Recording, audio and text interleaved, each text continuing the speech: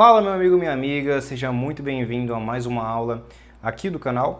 No vídeo de hoje a gente vai responder essa pergunta: qual o comprimento de arco do gráfico de uma função entre dois pontos aqui do seu domínio, tendo como hipótese, que a função é diferenciável. Então, se esse daqui é o gráfico dessa função, por exemplo, qual que é o comprimento aqui desse arco, o comprimento da curva no geral, que estiver se executando aí ao longo de dois pontos aqui no domínio. Então a gente quer resolver esse probleminha de cálculo. Logicamente, você tem que ter alguma noção de derivada, de integral, do que é uma soma de Riemann, para poder compreender e assimilar tudo que a gente vir a desenvolver aqui em sua inteireza.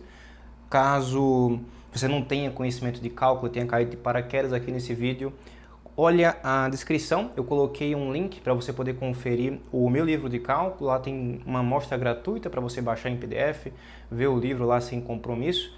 Se você gostar, te convido aí a investir no meu trabalho, comprando o livro, e vai aprender cálculo de uma maneira que você dificilmente vai ver em qualquer outro lugar. Enfim, vamos lá. Como que a gente resolve esse problema? Para quem já teve algum contato com cálculo, sabe que usando integração, a gente determina a área abaixo de uma curva. E que a gente faz isso dividindo em pequenos intervalinhos aqui, e depois calculando a área de cada retângulo, cujas bases são esses pequenos intervalinhos. E a ideia que a gente vai ter para poder resolver esse problema aqui é uma ideia muito similar. No cálculo, a gente vai estar o tempo todo trabalhando com quantidades infinitésimas, quantidades pequenas, e vai estar somando elas para poder descobrir áreas, volumes, nesse caso aqui, comprimento de arco. Todo o cálculo integral se pauta nisso daí. Eu vou pegar outra cor aqui para efeitos de ênfase. Eu quero que você imagine que eu tenho um pequeno trechinho aqui, ó. Estou pintando de vermelho, não sei se vai ficar claro aí na gravação, mas eu quero que você se concentre em um pequeno trechinho aqui desse comprimento de arco. Como que a gente pode calcular ele? Ele está calcular, eu quero dizer, o comprimento dele. Ele está numa direção oblíqua. Quando a gente tem coisas em direções oblíquas, a gente usa o famoso legado de Pitágoras para poder calcular esse comprimento, que é basicamente considerar aqui quem que é a componente vertical e a componente horizontal desse trecho oblíquo. Vertical e horizontal sempre fazem 90 graus entre si. Eu coloquei esse desenho aqui pequeno, de forma deliberada, propositalmente, para você entender que eu estou querendo me referir a esse trechinho aqui. Inclusive, deveria ter pintado de vermelho, já que ali também está em vermelho, Então vamos fazer isso, vou colocar aqui esse trecho em vermelho. E aí, enfim, o que eu vou fazer? Eu quero saber quem que é essa base e quem que é essa altura. Quando eu calculo Pitágoras, então, somando o quadrado da base com o quadrado da altura, eu acho o quadrado desse comprimento. E aí eu tiro a raiz e determino quem é esse comprimento aqui, então. Portanto, você deve concordar comigo que se eu divido esse intervalo AB em pequenos subintervalos que vão corresponder a pequenos trechos aqui na minha curva, e eu calculo o comprimento desses pequenos trechos, eu tenho uma aproximação razoavelmente boa. Com menor e mais refinada for essa minha partição do intervalo, eu vou ter uma aproximação razoavelmente boa do comprimento de arco total. E por que é uma aproximação? Ora, porque não é verdade que esse trechinho aqui, na realidade, em geral, é uma reta, como eu desenhei aqui. Mesmo esse trecho pequeno pode ser uma curva. Mas com menor for esse subintervalo que eu estou analisando, mais vai se aproximar de uma reta. Então a gente vai trabalhar primeiro de forma aproximada, considerando uma certa partição aqui com um número finito de pontos, e depois, no final do processo, a gente vai tomar um limite em que o número de pontos é infinito, essa partição fica infinitamente refinada, e o comprimento desses subintervalos também vai a zero, por hipótese. Quando eu faço isso, eu encontro, de fato, o comprimento completo aqui do arco. Então essa aqui que é a tese, né? Esse que é o racional por trás dessa ideia, para poder determinar esse comprimento de arco. Então vamos fazer isso. Como eu disse, tudo vai girar em torno da partição entre A e B. Então o que é que eu vou fazer aqui? Ó? Eu vou considerar a seguinte partição. Vou escrever a partição como sendo esse conjunto P. Esse conjunto P, ele vai começar em A. Eu vou chamar o A de x0. Daí vem x1, x2 e vai até o B, né? Que nesse caso aqui vai ser o xn. Então eu tenho n mais 1 pontos, né? Do índice 0 até o índice n tem n mais 1 pontos entre A e B. Com A e B estamos nas extremidades, né, desse intervalo. Então particionei o intervalo. E agora? Igual eu falei, vai existir aqui, eu vou colocar até de outra cor, por questões de ênfase, vai existir aqui um certo subintervalo, né, aqui para esse trecho em particular, ou para outro trecho, vou colocar aqui de azul, né, um outro trecho de interesse, vai existir aqui um xi menos 1 e um xi. E aqui eu vou ter, então, um subintervalo do intervalo AB, entre xi menos 1 e xi, que vai corresponder a um trechinho lá na minha curva. Tá, então o que eu obtenho, né, com essa informação aqui? Lembrando, esse I é um índice qualquer, ele vai variar aqui de 1 até N. Né? Então eu vou ficar aqui, por exemplo, lá no começo, um primeiro subintervalo. Quando o I for 1, vai ficar o x0, né, que é o A, e logo depois tem o x1. E vai até, no final, o xn, né, como sendo o último ponto da partição. Então só para dizer que eu estou indexando, né, essa minha partição aqui usando esse I.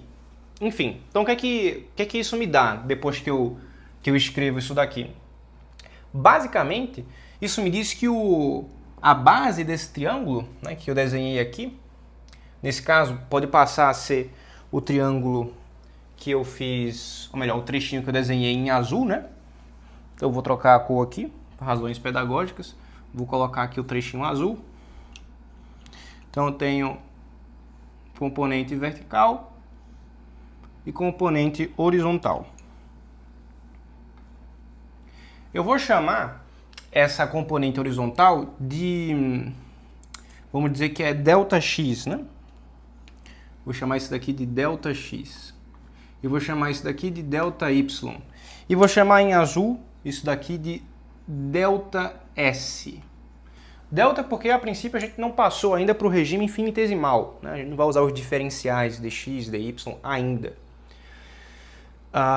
Então, segundo essa partição, quem que é o ΔX? ΔX é igual a xi menos xi menos 1. Isso aqui seria um ΔXi, né? Um ΔYi e um ΔSi. Então, para cada i indo de 1 até n, eu vou ter um ΔXi aqui correspondente. Massa. Lembrando, tá? Eu estou usando o i para indexar principalmente aqui esses subintervalos. Então, se eu dissesse, por exemplo, que i começa em 0, se o i começar em 0, quem que vai ser o x0 menos 1? Né? O x menos 1 aqui. Não faria o menor sentido. Então, eu estou me referindo aqui nesses subintervalos com i indo de 1 até n. Deixa eu ver se está dando para ver aqui no enquadramento da câmera o texto que está lá à direita da partição. Tá, né? Ótimo. Vamos lá. Agora eu já sei quem é o ΔXi. Quem que é o f, ou melhor, o ΔYi, né? O ΔYi nada mais é do que f de xi menos f de xi menos 1.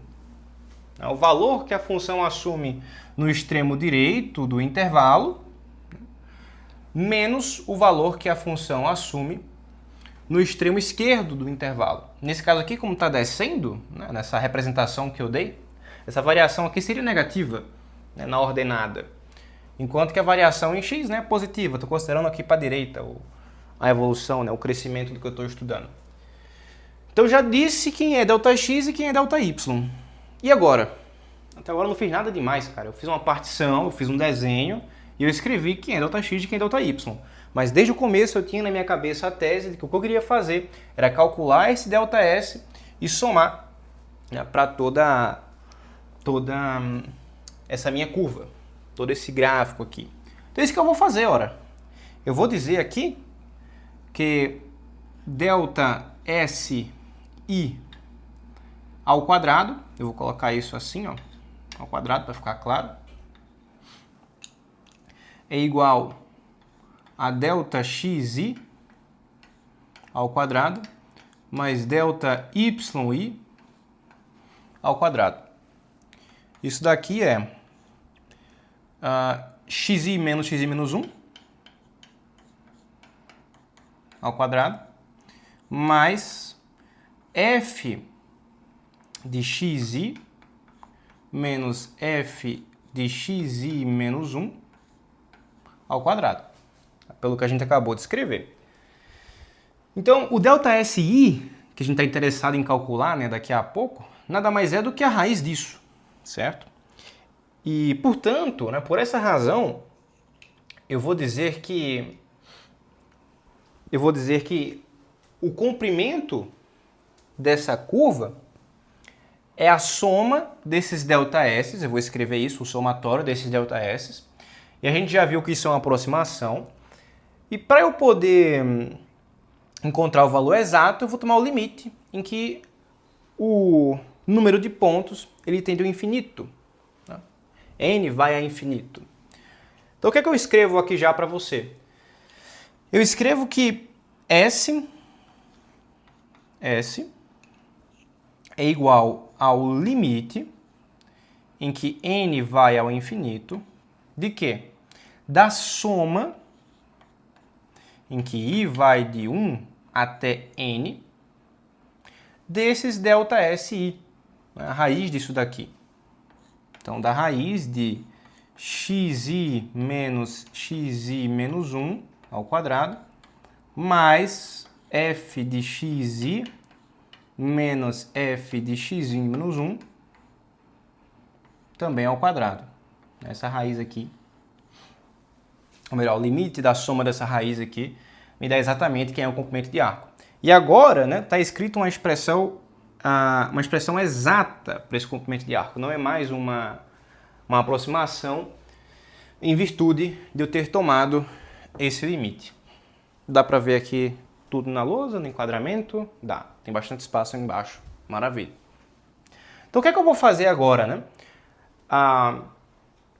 O que eu vou fazer é tentar reescrever isso daqui de alguma maneira conveniente para poder fazer aparecer uma integral, né? Deixar isso daqui com a cara de uma soma de Riemann. E o limite, né, da soma de Riemann é uma integral. Portanto, o que é que eu posso fazer para melhorar essa expressão? Né? Deixar mais com alguma cara de soma de Riemann. Eu preciso fazer com que esse xi menos xi menos 1 aqui, que é um ΔX, né? Ele pule para fora. Pule para fora dessa raiz. Então, meio que tem que colocar ele em evidência aqui, né? Então, vamos fazer isso. Eu vou colocar ele em evidência. Vou escrever isso daqui como sendo S, aqui embaixo. S é igual a o limite em que N tende ao infinito da soma em que I vai de 1 até N da raiz de 1 mais f de xi menos f de xi menos 1. Isso aqui está ao quadrado, mas isso também está ao quadrado. Então, já vou colocar isso aqui embaixo. Xi menos xi menos 1. Tudo isso daqui está ao quadrado, certo? E aí, como eu coloquei esse cara em evidência, né? Isso daqui é o quadrado em evidência, ele estaria multiplicando esse cara aqui, esse bloco todo aqui, do 1 até o final. E estando multiplicando, eu posso distribuir a raiz. Distribuindo a raiz, ele vai para fora aqui como xi menos 1. Eu escreveria aqui, já cancelando o quadrado com a raiz. Esse cara aqui a gente está indo para a direita, então é positivo, enfim.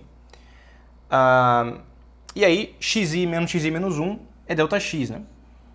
Ou ΔXi, no caso. Então esse cara agora está fora da raiz. Então agora eu já tenho uma coisa muito parecida, né, com algo que culmina numa integral. Tá bom o enquadramento? Tá. Já estou com algo muito próximo que vai culminar numa integral. Qual que é o ingrediente que está faltando, né? Para a gente chegar na fórmula final aí do comprimento de arco. Cara, basicamente eu vou usar aqui o conhecido teorema do valor médio. Vou dar uma vírgula aqui. Eu quero usar o teorema do valor médio para derivadas. O que esse teorema diz, cara, basicamente, é que se eu... Vou botar aqui com outra cor, tá? Vamos supor que eu considero aqui esses dois pontos do meu gráfico. Esse ponto aqui e esse ponto aqui, né? As ordenadas da função avaliada em A e em B. Tá. Quando eu considero esses dois pontos, existe uma reta secante, né? Cruza aqui o gráfico em dois pontos, que basicamente é essa reta aqui. Tá? Então existe essa reta secante. E o que o teorema diz, né? Se a função for bem comportada, né? Contínua, diferenciável aqui, a função sendo bem comportada, existe um ponto sempre no intervalo aqui que eu estou analisando, né, entre esses dois pontos. Existe sempre algum ponto aqui no meio cuja inclinação da reta tangente ao gráfico, né, nesse ponto é igual a essa inclinação da reta secante. De fato, nesse desenho aqui, quem que seria esse cara, né? Seria mais ou menos essa reta aqui, olha. Essa reta aqui. Essa reta, acho que o desenho ajuda um pouco a enxergar, né? Essa reta aqui, ela tem a mesma inclinação dessa. Portanto, a inclinação dessa reta tangente é igual à inclinação dessa reta aqui secante. E, bom, isso daqui é o que diz o teorema do valor médio. Agora, do que isso aqui me ajuda? Ora, essa expressão aqui, f de xi menos f de xi menos 1 sobre xi menos 1, é a variação em y sobre a variação em x. Isso daqui é o coeficiente angular, né, da reta secante, passando aqui pelos dois pontos, olha. Passando aqui por esses dois pontos. Olha que foda. Delta y sobre delta x me dá o coeficiente angular dessa reta aqui. É que tem comprimento, tem segmento de reta no caso, né? Ou a reta inteira que seja. Portanto, o que eu posso dizer? Que entre xi menos 1 e xi, nesse subintervalo, que está representado aqui, né, o comprimento do gráfico nesse subintervalo, vai existir um ponto aqui dentro. Eu posso colocar ele aqui. Esse cara laranja. Esse cara laranja é como se fosse um xi com um tio em cima. Então eu tenho um xi tio. É algum ponto. Esse cara aqui é algum ponto entre xi menos 1 e xi. Tal que essa razão aqui, ó, f de xi menos 1 menos f de... Melhor, f de xi menos f de xi menos 1 sobre xi menos 1, tal que essa razão é igual ao coeficiente da reta tangente ao gráfico nesse ponto xi, tio, pelo teorema do valor médio. Vou repetir porque essa parte é uma das partes mais importantes aqui. O teorema do valor médio garante que no subintervalo xi menos 1 até xi existe um ponto xi tio, tal que o coeficiente angular da reta secante entre esses dois pontos, esse coeficiente angular é igual ao coeficiente angular da reta tangente ao gráfico nesse ponto xi tio. O que o teorema diz é que sempre existe algum ponto desse. Fim da história. Então eu estou considerando, né, esse xi tio aqui. Então pelo TVM, eu consigo transformar essa expressão aqui no seguinte, ó.